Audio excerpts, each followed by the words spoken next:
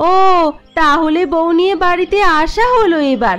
দেখলেন মা, দেখলেন, আমি আপনাকে আগেই বলেছিলাম আপনার ছেলে এমন কোনো কাজই করবে। তাতে এমন কি হয়েছে বৌদি? আমি তোমাকে আগেই বলেছিলাম আমি বিয়ে করতে চাই।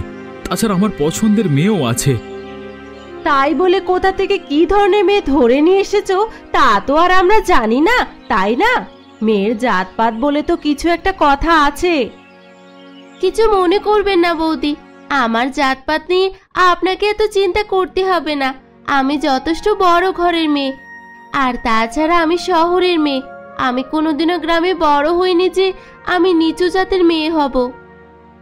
দেখলেন মা, আস্তে না আস্তে মুখে বুলি ফুটেছে। আমি কি এমন বলেছি বলুন? আমাকে কতগুলো কথা শুনিয়ে দিল। আহা, তোমরা একটু চুপ করবে?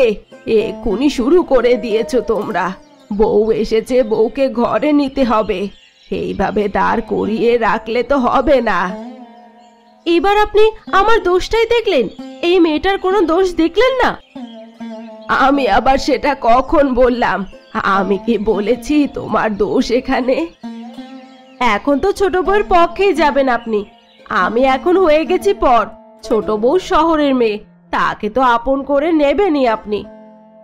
বৌদি, বারবার আপনি আমাকে এমন খোঁটা মেরে কথা বলছেন কেন? দেখুন, আমি এখানে শান্তিতে সংসার করতে এসেছি, কোনো ঝামেলা করতে আসিনি। যদি আপনার ঝামেলা করার কোনো উদ্দেশ্য থাকে তাহলে আমার পক্ষ থেকেও ঝামেলা তৈরি হবে কিন্তু।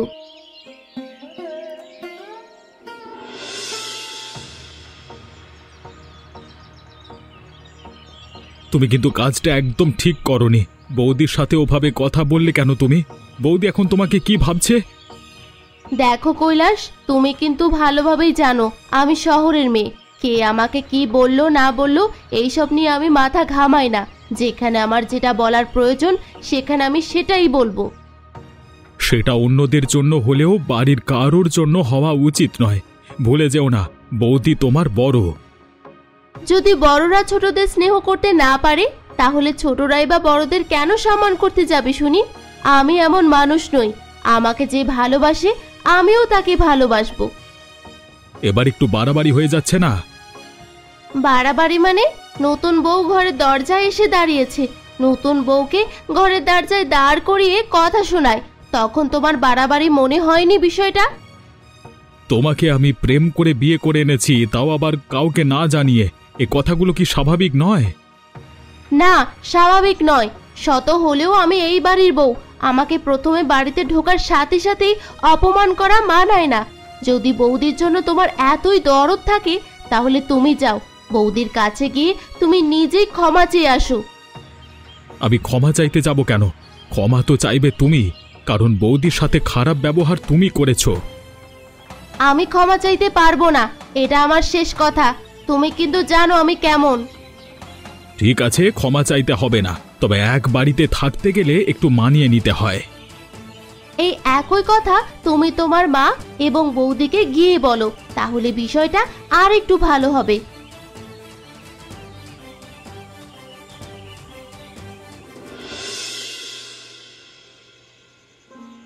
শোনো বৌমা, তোমাদের দুজনকে আমি ডেকেছি কিছু প্রয়োজনে। নতুন বউ বাড়িতে এসেছে, কিছু রীতিনীতির ব্যাপার আছে, রীতিনীতিগুলো পালন করতে হবে। আপনার যে বউ, তাকে এসব বলে কোনো লাভ হবে বলে মনে হয় না। সে এসব রীতিনীতি পালন করতে যাবেই বা কেন? আপনি বলুন না কোন রীতিনীতি পালন করতে হবে। যদি আমার হয় তাহলে আমি অবশ্যই পালন করব। হবে কিভাবে? শহরের মেয়ে, জীবনে রান্না বান্না করেছে নাকি? বাবা মায়ের আদরে আদরে নিশ্চয়ই বাদর হয়েছে। বাবা মা তো ভালো কিছু শিক্ষা দিতে পারেনি। এবার একটু বেশি হয়ে যাচ্ছে কিন্তু বৌদি। আমি এখানে এসেছি, আমার বাবা মাকে এখানে টানছেন কেন? আমার বাবা মা আমাকে কি শিক্ষা দিয়েছে সেটা আমি ভালোভাবেই জানি। তা তো দেখতেই পাচ্ছি, বড়দের মুখে মুখে তর্ক করা, বড়দেরকে অপমান করা, অসম্মান করা, এগুলোই তো শিখিয়েছে, তাই না? আমি এসব বিষয় নিয়ে আর কথা বলতে চাই না। মা, আপনার কি রীতিনীতি পালন করার আছে আপনি বলুন। বললাম তো, মা কি বলবে? এইসব তুমি কিছু পারবে না। পারলেও আমাদের সম্মান হানি হবে, লজ্জায় নাক কাটা যাবে। কারণ কোনো কাজ তুমি সম্পূর্ণভাবে করতে পারবে না, শহরের মেয়ে তো। ভেবেছিলাম আমি রীতিনীতিগুলো অবশ্যই পালন করব, তবে এখন মনে হচ্ছে। আরে দাঁড়াও দাঁড়াও, আগে শোনো তো কি করতে হবে। আমাদের বাড়ির নিয়ম হলো নতুন বউ বাড়িতে এলে নতুন বউকে রান্না করতে হবে, তারপর গ্রামের মানুষকে ডেকে খাওয়াতে হবে। ক্ষমা করবেন মা, এই যে আমি বললাম প্রথমে ভেবেছিলাম আমি সবকিছুই পালন করব, কিন্তু আপনার বড় বউয়ের কথা শুনে এখন আমি পারলেও এই রীতিনীতি পালন করতে পারবো না। দেখলেন মা, দেখলেন, আমি কিন্তু এই কথাটাই বলেছিলাম, ও কোনো কিছু করতে পারবে না, অকর্মা ঠিকই।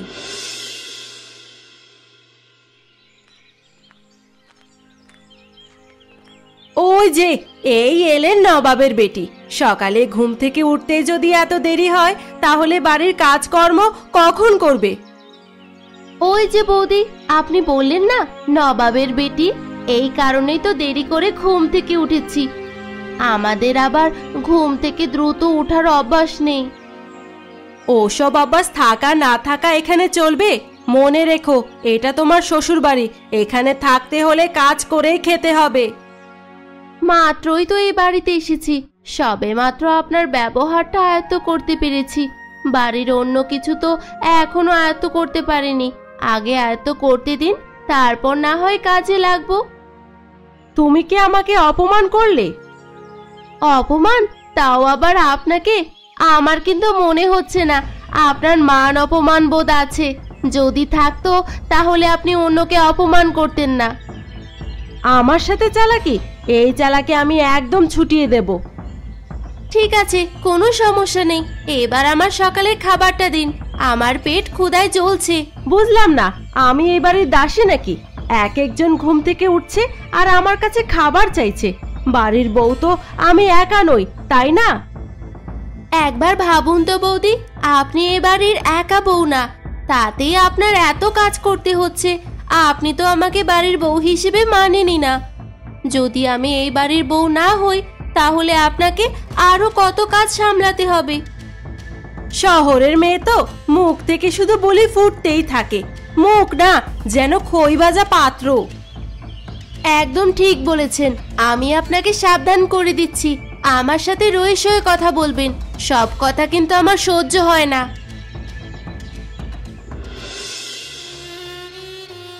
দেখো আরাধ্যা, আমি তোমাকে ভালোবেসে বাড়িতে বিয়ে করে এনেছি, তুমি একটু বোঝবার চেষ্টা করো। যদি তুমি এমন ব্যবহার করো তাহলে বাড়ির কেউ তোমাকে মানবে না। তুমি বলো তো আমার কি এমন কমতি আছে? আমি শুধুমাত্র তোমার সাথে পালিয়ে এসেছি বলে আমাকে এমন পরিস্থিতির সম্মুখীন হতে হবে বারবার? একটু মানিয়ে তো নিতেই হবে, এটা নতুন জায়গা, তোমার শ্বশুর বাড়ি, কত অন্যায় অত্যাচার যে হয় তা তো তুমি জানোই। আমিও তো সেটাই বলছি, এটা আমার জন্য নতুন জায়গা, আমাকে একটু বুঝতে দাও, কিন্তু কেউ আমাকে বুঝতেই চাইছে না। সেই প্রথম থেকে আমার সাথে ঝগড়াঝাটি চালিয়ে যাচ্ছে। বৌদির কথায় তুমি কিছু মনে করো না, বৌদি একটু অমন মানুষ, যদি তুমি বৌদির সাথে সখ্যতা করতে পারো তাহলে দেখবে সব কিছু ঠিক হয়ে যাবে। যে মানুষ শুধু শুধু আমার বাবা মাকে অপমান করতে পারে, আমি কিভাবে তাদের সাথে সখ্যতা গড়ে তুলতে পারি? যাই হোক, তুমি আমাকে বোঝানোর পরিবর্তে তোমার বৌদি আর তোমার মাকে বোঝানোর চেষ্টা করো। তুমি কেন অবুঝের মতো কথা বলছো বলো তো? আমি তো জানতাম তুমি ভালোই বোঝো। আমিও জানতাম যে তুমি ভালো বোঝো, কিন্তু তুমি আমার পরিস্থিতি বুঝতে চাইছো না।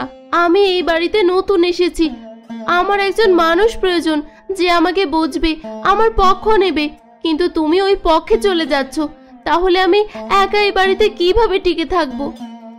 কিন্তু এরা আমার পরিবার।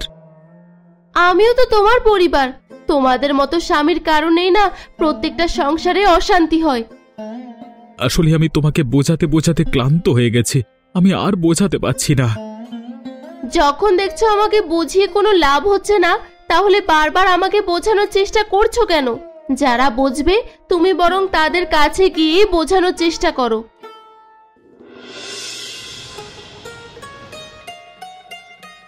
তাহলে তুমি বলছো তোমার গ্রামের বাড়িতে যেতেই হবে? এই পরিস্থিতিতে তুমি কিভাবে গ্রামের বাড়িতে যাওয়ার কথা ভাবছো বলো তো? দেখো, যা হওয়ার তো হয়ে গেছে, আমি সেটা কোনোভাবেই মানতে পারবো না অথবা পরিবর্তন করতে পারবো না। তুমি এত সহজে সবকিছু ভুলে যাবে এটা আমি কখনো কল্পনাও করতে পারিনি। আমার বুক ফেটে যাচ্ছে। তোমার যদি কষ্ট হয় তাহলে তুমি শোক পালন করো, আমি এসবের মধ্যে নাই। আমাকে গ্রামে যেতেই হবে। ওনারা বড় ছেলের বিয়ের সময় তোমাকে নেমন্তন্ন করেনি, এখন কিভাবে যাচ্ছ তুমি? দেখো গিন্নি, আমার মনে এখন অনেক কষ্ট। বড় ছেলের বিয়েতে নেমন্তন্ন করতে পারিনি, সেজন্য ওনারা আমাদের কাছে লজ্জিত হয়েছে এবং ক্ষমা চেয়েছে। এখন ছোট ছেলে নেমন্তন্ন করবার পর যদি না যায় তাহলে আমার মুখ দেখানোর উপায় থাকবে না। ঠিক আছে, কি আর করার, এমন এক পরিস্থিতিতে বিষয়টা হলো। যাই হোক, তুমি বরং তাড়াতাড়ি একবার গিয়ে তাদের সাথে দেখা করে আবার ফিরে এসো। আমিও সে কথাই ভাবছি, কিন্তু গ্রামে যাব, কিছু তো নিয়ে যেতে হবে। তাও আবার বিয়েতে যাচ্ছে, ওখানে নতুন বউ আছে, নতুন বউকে কোনো উপহার দিতে হবে না? এখন একটা কাজ করো, আমরা তো আমাদের মেয়ের জন্য অনেক কিছু দেখেছিলাম, তুমি বরং সেখান থেকেই ওনার বউকে কিছু একটা উপহার দিয়ে দাও। ও সব তো আর আমাদের এখন কোনো কাজেই লাগবে না। এটা তুমি একদম ঠিক কথা বলেছ, তাহলে তাই করি। এমনিতেও নতুন করে কোনো কিছু কেনবার মন মানসিকতা এখন নেই। বেশ, তাহলে আমি বের করে দিচ্ছি। কখন রওনা হবে?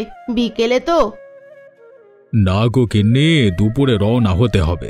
বিকেলে রওনা দিলে পৌঁছাতে রাত হয়ে যাবে। শোনো বৌমারা, আজকে কোনো ঝগড়াঝাটি নয়। আমি যেন আজকে এই বাড়িতে কোনো ঝগড়াঝাটির শব্দ না শুনি। আমাদের বাড়িতে অতিথি আসবে। আমি কখন আবার ঝগড়া করি? কে আসবে মা আমাদের বাড়িতে? আমাদের দুঃসম্পর্কের আত্মীয় আসবে। তোমাদের বিয়ের সময় তাকে বলা হয়নি। এখন ছোট ছেলের বিয়ে করাচ্ছি, এখনো যদি না বলি তাহলে হয়? তারা তো মনে হয় শহরে থাকে, শহর থেকে এই অজপাড়া গায়ে নেমন্তন্ন খেতে আসবে নাকি? আসবে না কেন? তাদের তো মূল উদ্দেশ্য খাওয়া নয়, আমাদের নেমন্তন্নে অংশগ্রহণ করা, এইটুকুই। তাই তোমাদের দুই বউকে বলছি, ভালো করে রান্না করো। দুই বউকে বলে লাভ কি হলো? সেই রান্না তো আমাকেই করতে হবে। যাই করো না কেন, ওই কুমড়োটা আছে, ওই কুমড়োটার রান্না ছোট বউকেই করতে হবে। আমি তো আগেই বলেছিলাম, রীতিনীতির একটা ব্যাপার স্যাপার আছে। আপনি আপনার ছোট বউকে ভালোভাবে বুঝিয়ে যান, আমার কোনো কথাই সে শোনে না। মা, সবকিছু যদি ঠিক থাকে তাহলে আমি রান্না করতে রাজি আছি। আমি যে রান্না করব না অথবা রান্না করতে পারি না, এইসব কোনো ব্যাপার নয়। তোমরা দুজনে কি করবে করবে না সেটা একমাত্র তোমাদের ব্যাপার। কিভাবে কি রান্না করবে করবে না সেটাও আমি জানি না। আমি শুধুমাত্র জানি রান্না যেন ঠিকঠাক ভাবে হয়, এটাই আমার আদেশ। ঠিক আছে মা, আপনি চিন্তা করবেন না। আমার উপর আপনি যে দায়িত্ব দিয়েছেন সব দায়িত্ব ঠিকঠাক ভাবে পালন করা হবে। আমিও আপনাকে বলছি মা, সবকিছু ঠিকঠাক থাকলে আমি রান্না করব। আমার উপরে যে দায়িত্ব দেওয়া আছে সেই দায়িত্ব আমি পালন করব। দুজনকেই বলে দিচ্ছি, মুখে বড় বড় কথা না বলে কাজ করে দেখাও। কাজে যেন কোনো গোলমাল না হয়। বিশেষ করে ছোট বৌমাকে বলছি, তোমার হাতের রান্না যেন ঠিকঠাক ভাবেই হয়।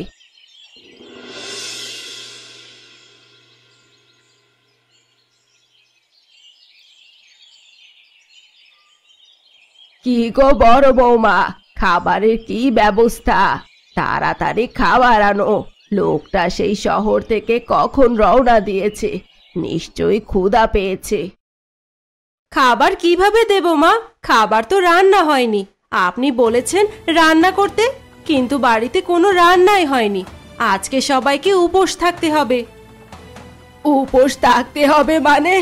আমি তোমাদের দুজনকে বলেছিলাম যেন ভালোভাবে রান্না হয়।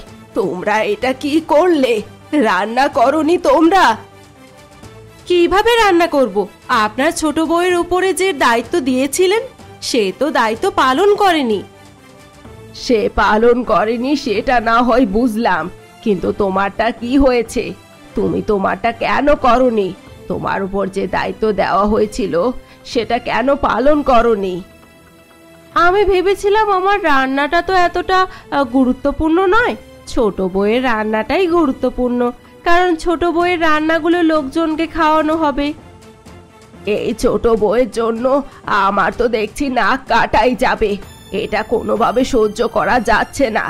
আমি আজকেই ওই মেয়েটাকে বাড়ি থেকে বের করে দেব। আমি তো ওটাই বলি, ওই মেয়েটা কোনো কাজেরই না, প্রথম দিন থেকে অশান্তি বাঁধিয়ে চলেছে। এখন দেখলে তো। চলো চলো, ওই মেয়েটাকে আর এই বাড়িতে রাখা যাবে না। এখন আমি অতিথির সামনে কিভাবে মুখ দেখাবো শুনি? শহর থেকে এসেছে লোকটা। সবকিছুই ওই ছোট বউয়েরই দোষ। আমি রান্না করতে গেছিলাম, তবে আমাকেও রান্না করতে দেয়নি। আপনি ওকে এখনই বাড়ি থেকে বের করে দিন। আর না, অনেক সহ্য করেছি তোমার তালবাহানা। ভেবেছিলাম ছোট ছেলে বিয়ে করে নিয়ে এসেছে, আমি মেনে নেব, কিন্তু তুমি সেটা করতে দিলে না। এখানে আমার দোষ কি মা? বড় বৌদির কারণেই তো আমি রান্না করতে পারিনি। আমাকে অপমান করে কথা বলেছে। এই বাসের রান্নাঘরে রান্না করতে হবে বলে সেটা জিজ্ঞেস করতেই আমাকে যা নয় তাই কথা শুনিয়ে দিয়েছে। বাসের রান্নাঘরে রান্না করতে হবে, এটাতে এমন বড় কথা কি? গ্রামে ওসব অহরহর চলে। গ্রামে তোমাদের মতো দালান কোঠা নেই। আমি এইসব অশান্তি আর সহ্য করতে পারছি না। ছোট বৌমা, আমি চাই তুমি এই বাড়িতে না থাকো। তুমি এখন এই মুহূর্তে এই বাড়ি থেকে বেরিয়ে যাও। বেরিয়ে যাব মানে? আমি এই বাড়ির নতুন বউ। নতুন বউকে আপনারা এইভাবে বের করে দিতে পারেন না। এই বাড়ির মালকিন আমি। আমি কাকে এই বাড়িতে রাখবো নাকি রাখবো না সেটা একান্তই আমার ব্যাপার। বের করে দিন মা, বের করে দিন। ওর জন্য আপনি অপমানিত হবেন শহরের লোকদের কাছে। ছি ছি ছি ছি, যা কোনোদিনও হয়নি তা এখন হচ্ছে। লোকটাকে আমি এখন কি মুখে দিতে দেব? চলো চলো, এখন বাড়ি থেকে বের হবে তুমি। আপনারা কিন্তু এভাবে আমাকে বাড়ি থেকে বের করে দিতে পারেন না। আপনি কেন বুঝতে চাইছেন না মা? এখানে আমার কোনো দোষ নেই। আমি তোমার মুখে আর একটা কথাও শুনতে চাইছি না। চলো চলো বলছি। কি হচ্ছে এখানে?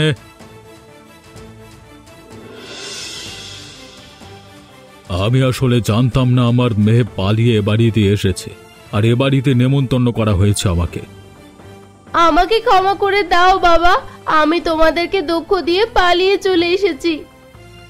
আমি যদি জানতাম যে তুই এ বাড়িতে আসবি তাহলে আমি তোদের সম্পর্কে কখনোই বাধা দিতাম না, কিন্তু আমি এটা মানতে পারিনি যে আমার শহরে বড় হওয়া মেয়েটা গ্রামের এক গরিব ছেলেকে বিয়ে করছে।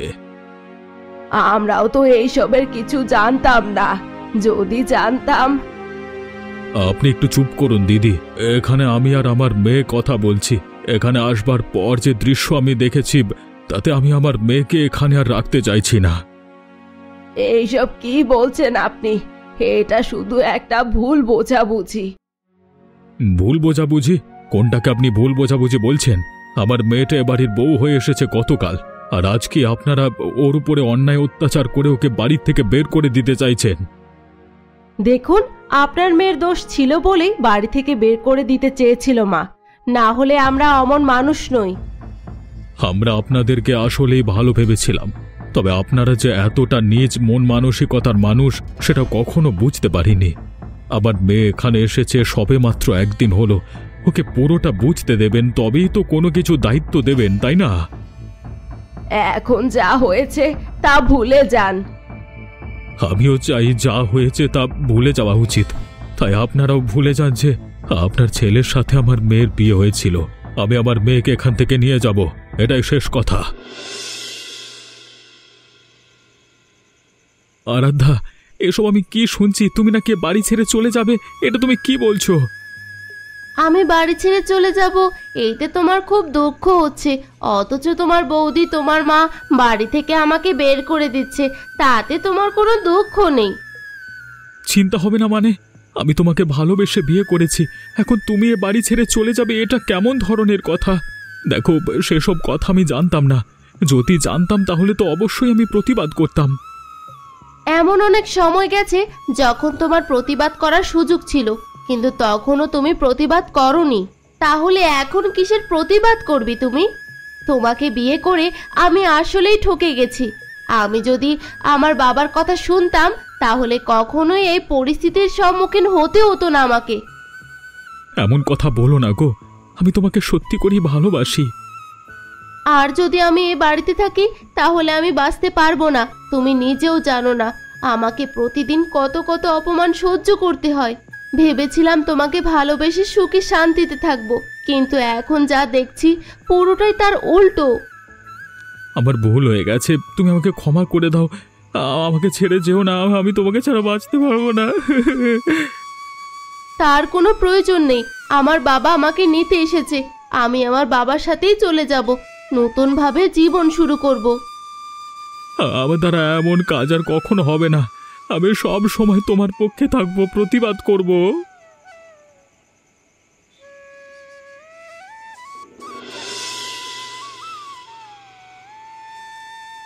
দেখ মা, তুই এখানে বিয়ে করে এসেছিস, তুই এখন এ বাড়ির নতুন বউ, এটা কোনোভাবেই অস্বীকার করা যায় না। তুমি আমাকে নিয়ে যাওয়ার কথা বলে এখন আবার এটা কি বলছো? আমি ভুল করেছি এই বাড়িতে বউ হয়ে এসে। আমি তোকে নিয়ে যাব এটা সত্য, তবে এ বাড়িতে তুই এসেছিস, তুই যে বাড়ির যোগ্য ছিলিস সেটা তো তোকে প্রমাণ করতে হবে। আমি কোনো কিছু প্রমাণ করতে চাই না বাবা। যারা বোঝে না তাদের বোঝানোর সামর্থ্য আমার নেই। তুই তো সব সময় অন্যকে উচিত জবাব দিতে ভালোবাসিস। তোর উপরে এত বড় একটা অভিযোগ এসেছে আর তুই সেই অভিযোগ মুখ বুজে সহ্য করবি? এটা তুমি একদম ঠিক কথাই বলেছো বাবা। ওরা তোমাকে আর আমার মাকে অনেক অপমান করেছে।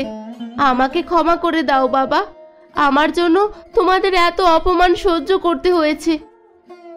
একদম নয়, ওরা তোকে রান্না করতে বলেছিল, তুই রান্না করিসনি। ওরা বলেছিল তুই রান্না বান্না পারিস না। আমরা তোকে কোনো কিছু শেখাইনি, তোকে রান্না করতে হবে, রান্না করে দেখিয়ে দিতে হবে যে তুই আসলে পারিস। তোর বাবা মা তোকে ভালো শিক্ষা দিয়েছে। ঠিক আছে বাবা, আমি এর একটা উচিত জবাব দিয়ে তবে এখান থেকে তোমার সাথে যাব। আমি এবার প্রমাণ করে দিব আমার বাবা মা খারাপ না, অথবা আমার কোনো গুণ নেই। ঠিক আছে, তাহলে তাই হবে। এই অপমানের যোগ্য জবাব দে। তুই কালকে সকালেই সেই কুমড়ো রান্না করবি, সে রান্না আমি খাবো।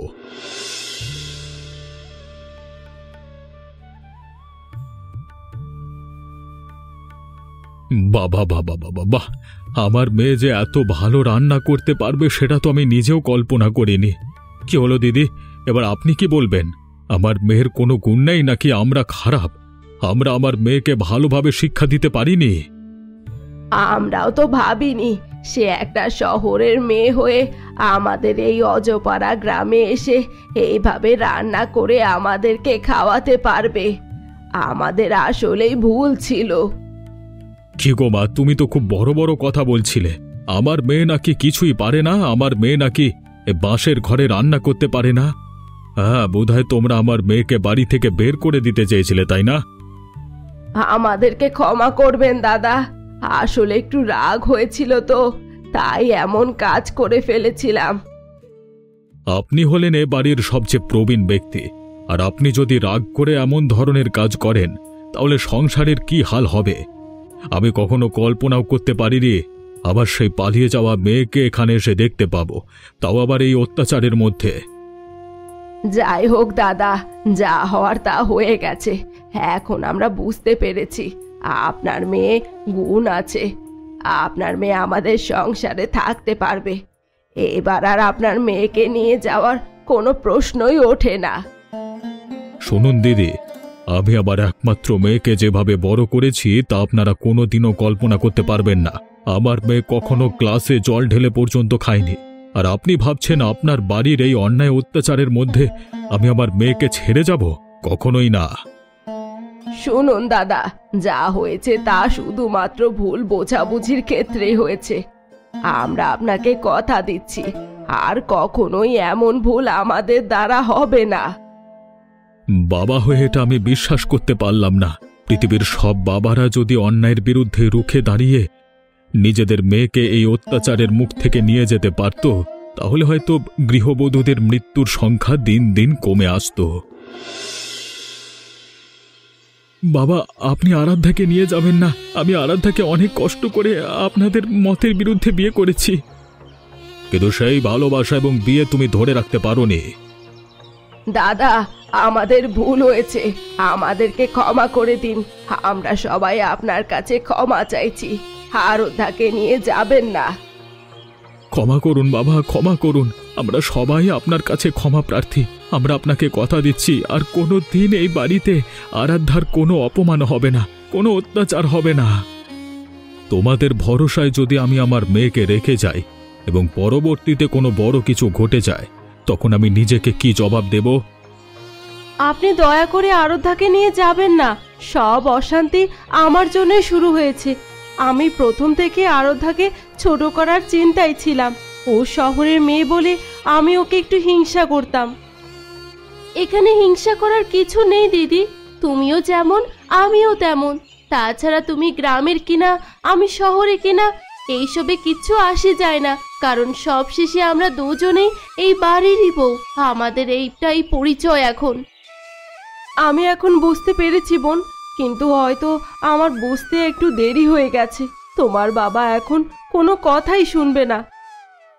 বাবা, যেহেতু তারা সবাই তাদের ভুল বুঝতে পেরেছে এবং ক্ষমা চাইছে, তাদের আরেকটা সুযোগ দেওয়া দরকার। তাছাড়া মেয়েদের জীবনে বিয়ে একবারই হয়, তাই না? দেখ, যেহেতু এটা তোর শ্বশুর বাড়ি এবং তোর জীবন, আমি আর এখানে কিছুই বলবো না। তুই যদি তাদের সাথে মিলেমিশে থাকতে পারিস, তাহলে আমারও কোনো সমস্যা নেই।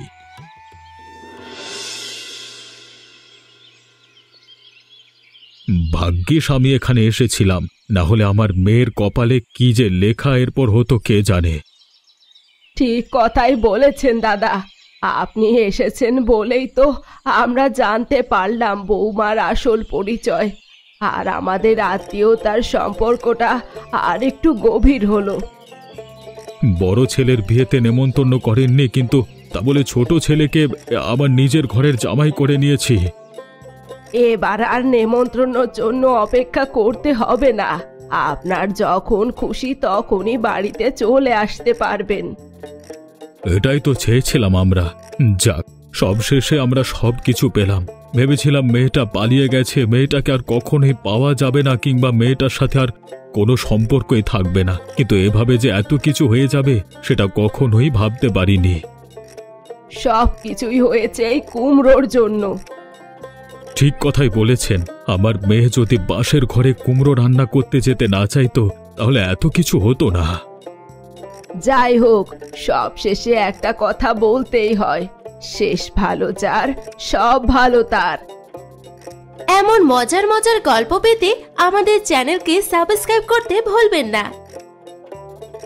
আচ্ছা বলো তো বন্ধুরা, এই গল্পে কোন ঘরে কুমড়ো রান্নার কথা বলা হয়েছিল?